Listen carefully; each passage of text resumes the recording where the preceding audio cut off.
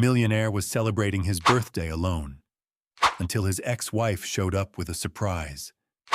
Main characters: Michael Stevens, deceitful millionaire; Jessica, vengeful ex-wife; Richard, wary friend; Greg Thompson, stern associate. The sprawling, modern mansion I called home sat in silence. Marble floors and minimalist decor decorated the vast, empty halls that echoed with memories of better days. I had built this empire with sheer will and unyielding ambition, but the very traits that had led to my success had also cost me everything of real value.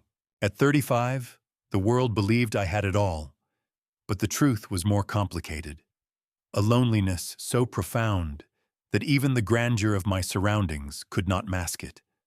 Earlier that day, I had stared at the reflection in my floor-to-ceiling windows. The person looking back was a man haunted by decisions made in pursuit of success. A man who had betrayed trusted friends and a wife who once loved him unconditionally. My eyes told a story of regret, and the mansion's silence mocked the absence of genuine human connection.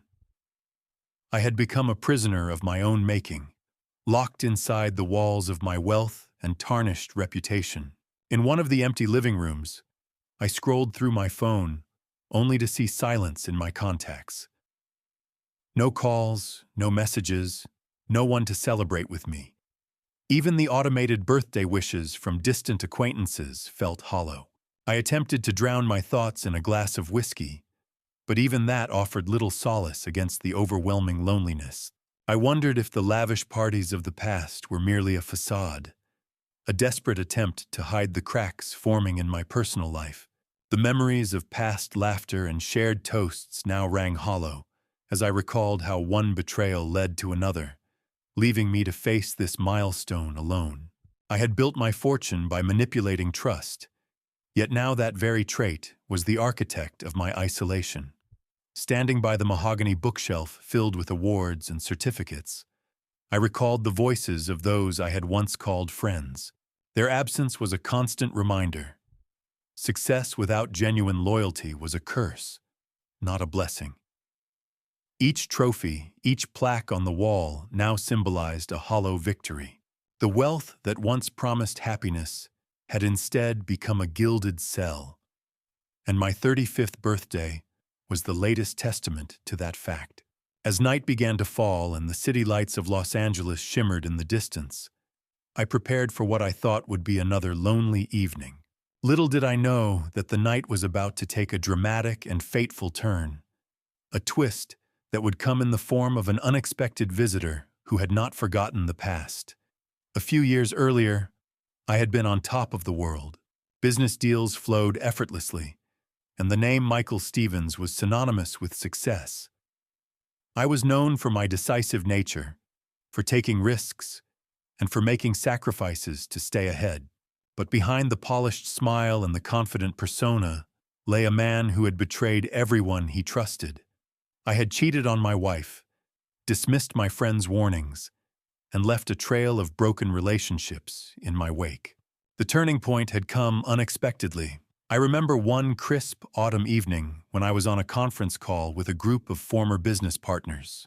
"Michael," one of them said, his voice edged with disappointment. "We can't continue this partnership if we can't trust you." His words stung with the bitterness of truth. I had always believed that loyalty was expendable in the ruthless world of business, yet I now realized that my choices had left me utterly isolated. I recalled a conversation with Richard, a once close friend, during a time when I thought the world revolved around me. "You're playing with fire, Mike," he had warned in a hushed tone, leaning against the bar during one of our late-night meetings.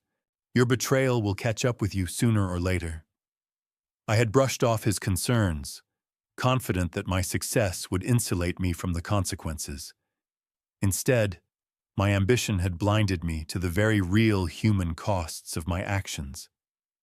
The divorce from my wife, Jessica, had been a particularly bitter affair. What started as minor disputes escalated into a full-blown public drama, I had been unfaithful more times than I cared to admit, and each new indiscretion had chipped away at the foundation of our marriage. The final straw was a heated argument one evening when she confronted me in our elegantly decorated kitchen. "I trusted you, Michael. I gave everything to this marriage, and all you did was betray me," she had said, her voice trembling with anger and heartbreak. In that moment, I realized too late that my reckless behavior had left me with nothing but the ruins of my former life. As the years passed, every act of betrayal became another nail in the coffin of my reputation. Former colleagues began to distance themselves, and business partners started looking for more reliable alternatives. The network that once buoyed my career was collapsing, and I watched in dismay as one lucrative deal after another fell apart. I tried to rationalize my choices, convincing myself that the sacrifices were necessary in a cutthroat industry. But the truth was evident in the isolation I now faced. Every conversation on the phone, every email, carried the undercurrent of distrust. "We're not comfortable proceeding with you, Michael," was the refrain I heard time and again. Even when I tried to explain myself or offer assurances, the damage was already done. My arrogance had paved the way for my downfall, and the very success I once reveled in had become my burden. Sitting in the dim light of my living room that fateful evening, I replayed those conversations in my head. The voices of those I had wronged echoed around me, each one a reminder of my failures. I felt the weight of my decisions more acutely than ever, and with every sip of whiskey, the truth became undeniable. I was paying for my past transgressions with solitude and regret. It was in this heavy atmosphere of remorse and loneliness that I resigned myself to another birthday spent in the silence of my mansion. A punishment far harsher than any legal sentence, yet one that I had engineered through my own actions. Little did I know that this night of isolation would soon be shattered by an unexpected twist of fate. Just as I was beginning to accept the bitter taste of loneliness, a knock at the door startled me. I wasn't expecting anyone. With a heavy sigh, I walked to the entrance, each step echoing in the vast emptiness of the foyer. Opening the door, I found a woman I hadn't seen in years. Jessica, my ex-wife. "Michael," she said softly, her tone laced with a mixture of warmth and something else I couldn't quite decipher. "I've been thinking about you." Her eyes searched mine with an intensity that made my heart race. I was caught off guard, not knowing whether to welcome her or be wary of the storm that her presence might bring. "Jessica," I managed to say, my voice betraying a hint of confusion and guarded hope. The last time we'd met was in the midst of our bitter divorce, a time when every word exchanged was a wound. Yet here she stood, impeccably dressed and composed, as though no time had passed at all. The air between us was thick with unspoken emotions and unfinished business. She stepped inside without waiting for an invitation and looked around my empty living room. "It's been so long," she said, her voice gentle yet carrying an undercurrent of something darker. "I just couldn't let you face this day alone." I hesitated, unsure if this was a gesture of genuine concern or something more calculated. The wounds of the past were still raw, and every word from her felt like a double-edged sword. As we sat in the sparsely furnished lounge, the conversation began tentatively. "I never expected to see you here," I admitted, trying to keep my tone neutral. "After everything that happened, why now?" Jessica's eyes flickered for a moment, a spark of something I couldn't quite read. "I was thinking about all the mistakes we made," she said slowly, "and I realized that maybe this is a chance for closure." But even as she spoke, I sensed that her reasons might be far from innocent. The dialogue between us was measured, each sentence laden with past regrets and the ghost of what once was. Yet underneath the surface, A current of tension pulsed steadily. Jessica's words were courteous, almost rehearsed, and I couldn't help but wonder if this reunion was as spontaneous as it appeared. I tried to keep my emotions in check, aware that any misstep could unravel the fragile calm that had settled over the evening. At one point, she reached out and gently touched my hand. "I know I hurt you, Michael," she said, her voice dropping to a near whisper. "But tonight, let's not dwell on the past. Let's just talk." Her eyes, though seemingly sincere, held an enigmatic glint, a look that suggested there was more to her visit than a simple desire for reconciliation. I nodded slowly, uncertain whether to trust her. "I appreciate that, Jessica," I replied. "But you must understand, I'm not exactly in the mood for nostalgia." The conversation drifted between tentative pleasantries and sharp reminders of old wounds. With each exchange, I felt the tension build, as if the night itself was setting the stage for something momentous and irreversible. As the evening wore on, the initial shock of her unexpected appearance began to fade, replaced by a cautious hope that perhaps, in some twisted way, this reunion might offer a second chance. Yet deep down, I couldn't shake the feeling that every smile, every gentle word, was part of a larger game, a game whose rules I was no longer in control of. After the uncertain beginnings of our reunion, Jessica suggested that we celebrate my birthday together. "I've prepared a small dinner," she said as we moved to the dining area. "Just the two of us. No distractions, no pretenses." Her tone was calm, almost soothing, and I, desperate for some semblance of normalcy, agreed despite the nagging sense of caution. The dining table was set meticulously, with crystal glasses and polished silverware laid out as if for a lavish banquet. Yet the atmosphere was anything but festive. The flickering candlelight cast elongated shadows across the table, and the soft strains of a jazz record playing in the background did little to alleviate the undercurrent of tension. "Here's to another year," Jessica toasted as she poured a glass of tea for both of us. I raised my glass hesitantly, the clink of porcelain against glass resonating in the quiet room. "To another year," I echoed, trying to sound sincere. The tea, rich in aroma, looked inviting, and I sipped it slowly, unaware of the silent deception at play. As the evening progressed, our conversation meandered between shared memories and polite small talk. "Remember the old days?"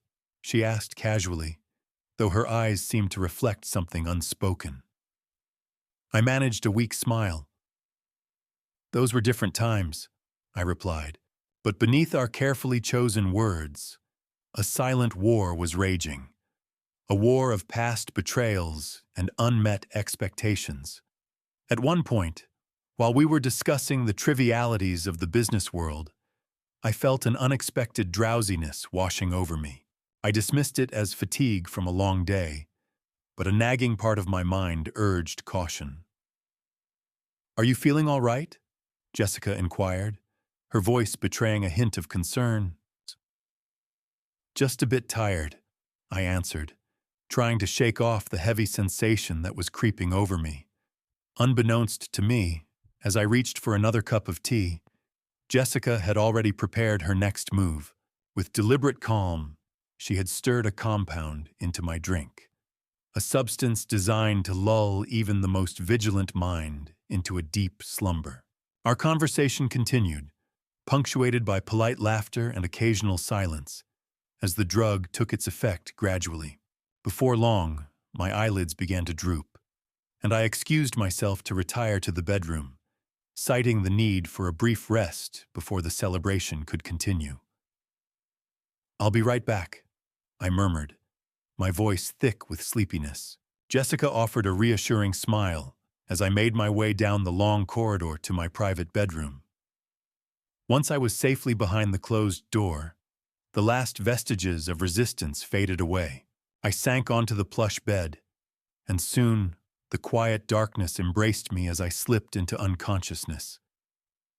In that vulnerable moment, when I was entirely defenseless, Jessica moved with a cold, calculated purpose.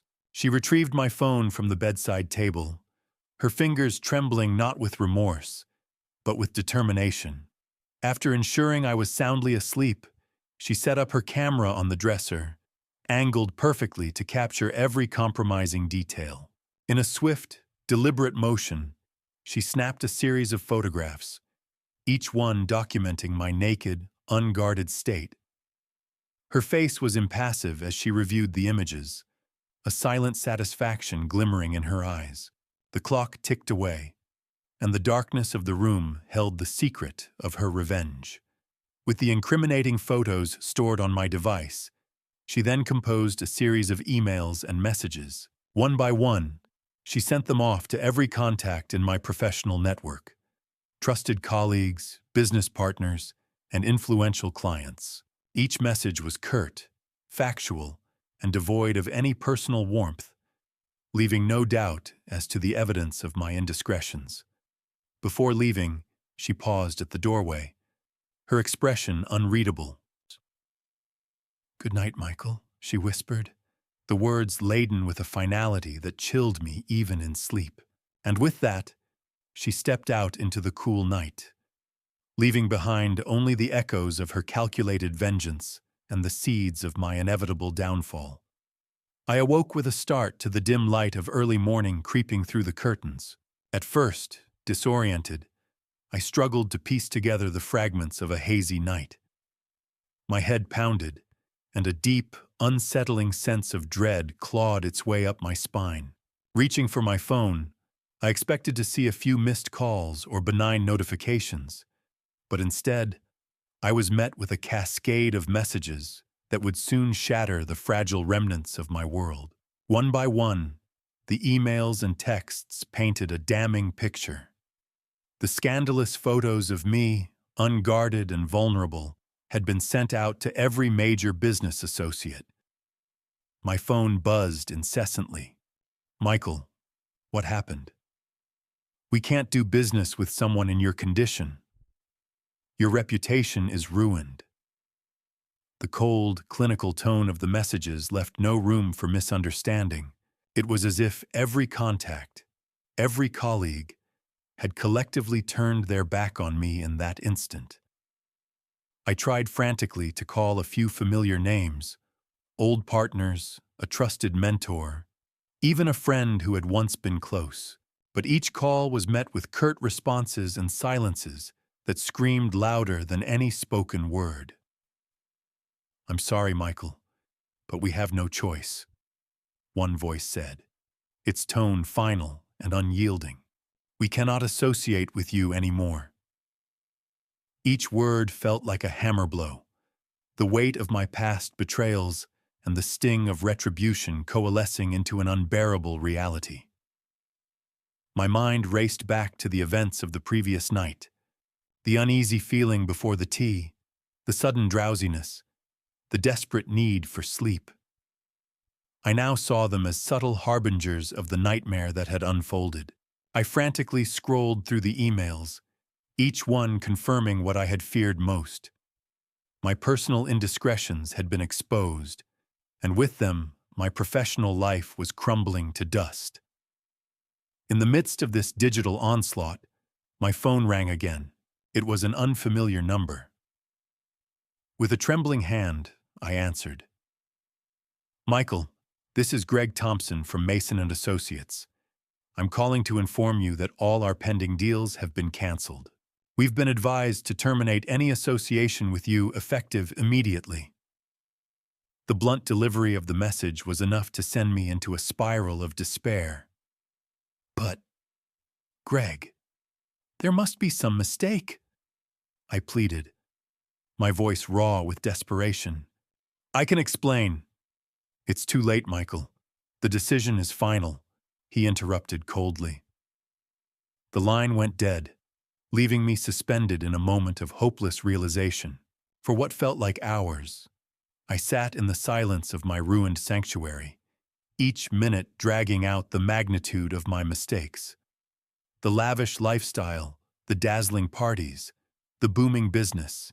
Everything was gone in an instant.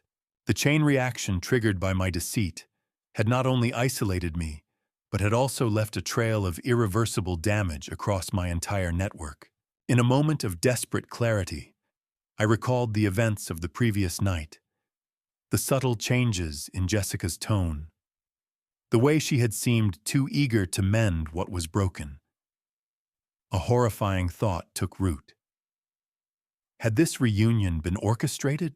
Had my ex-wife come not out of genuine concern, but solely to exact revenge? The realization was both bitter and undeniable. I began to piece together the clues with a mounting sense of dread, each detail pointing to a premeditated plan rather than a random act of mercy. My thoughts were interrupted by another call, a curt message from an assistant confirming that my calendar for the day had been canceled and all upcoming meetings postponed indefinitely. "There's nothing left, Michael," a final email read. "Effective immediately, you are no longer a viable business partner." The cold efficiency of the message confirmed what I already knew. I was utterly and completely abandoned. I sank back onto the couch, the room spinning with the force of my shattered reality. The man I had been, the man who had manipulated, deceived, and betrayed everyone around him, was now nothing more than a cautionary tale in the digital age. As I stared at the screen, my soul felt as exposed as the photographs that had been so ruthlessly distributed. The silence of my mansion was now punctuated only by the sound of my own despair and the relentless buzz of a phone that had become the instrument of my ruin. In that quiet, unforgiving moment, I realized that every calculated risk, every cold decision I had made, had led me here. The empire I had built on deception was crumbling, and I was left to confront the bitter truth. I had become a victim of my own making. The revenge, as cruel and meticulous as it was, served as a harsh reminder that betrayal always exacts its own price. As the sun rose over Los Angeles, its warm light illuminated a man who had lost everything but was forced to face the consequences of a lifetime of choices. I sat there, alone with my thoughts, knowing that no amount of wealth or power could ever mend the wounds of lost trust and broken promises. In that final, crushing moment of clarity, I accepted the inevitable. The man behind the fortune was now left with nothing but regret, and the echoes of a life irrevocably tarnished by deceit.